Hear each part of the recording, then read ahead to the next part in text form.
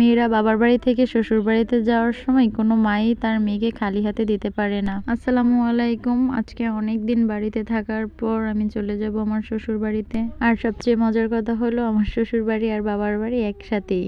আমাদের দুই বাড়ির মাঝখানে শুধু দুইটি বাড়ির ব্যবধান। যাই হোক, আমি সকালে বের হলাম স্কুলের জন্য। রাস্তার পাশে আমি রিক্সার জন্য দাঁড়ালাম। এই তো রিক্সা এসে পড়লো, তো এখন আমি রিক্সায় উঠে পড়লাম। আর আমাদের রাস্তাটার পাশেই হয়েছে মেঘনা নদী। আর আমাদের গ্রামটা তো ভীষণ সুন্দর শুধু এই মেঘনা নদীটার জন্য। ডিসেম্বরের ছুটি কাটিয়ে স্কুল আবার আগের মতো রানিং হয়ে গেল। আর আমাদের সবার প্রতিদিনের মতো ডিউটি শুরু হয়ে গেল। আমি এই রাস্তায় মাঝে মাঝে হেঁটেও যাই, রিক্সা অটো সবভাবেই যাই। দেখুন আমাদের গ্রামটা কিন্তু সত্যিই খুব সুন্দর।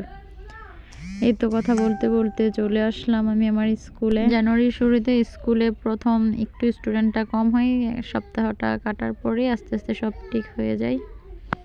এখন স্কুলে চলছে প্রাত্যহিক সমাবেশ।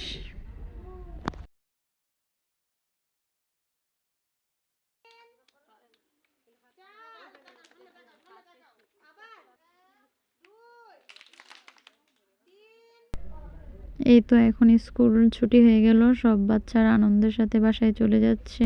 আর স্কুল ছুটি শেষে আমিও চলে যাচ্ছি আমার বাড়িতে। এই তো রিক্সায় উঠে গেলাম বাড়িতে চলে যাওয়ার জন্য। সেই রাস্তা ধরে আবার চলে যাচ্ছি বাড়িতে। আমার স্কুল থেকে বাড়িতে যাওয়ার সময়টা রিক্সা দিয়ে লাগে মাত্র 3-4 মিনিট। এই তো এসে পড়লাম বাড়িতে। আর দেখছি আমি এখানে পাখিগুলো কি করছে।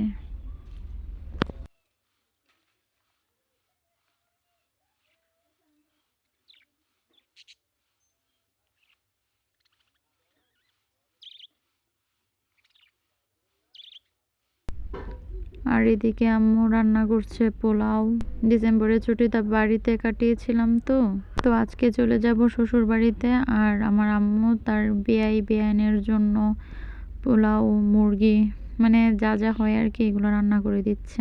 আমার আম্মু পোলাও রান্নার সময় পানিটা যখন শেষ হয়ে আসে পলি কাগজ দিয়ে কিভাবে যেন একটা পদ্ধতি নেয়, আমি বুঝি না সব। আর এদিকে মুরগি রান্না করেছে।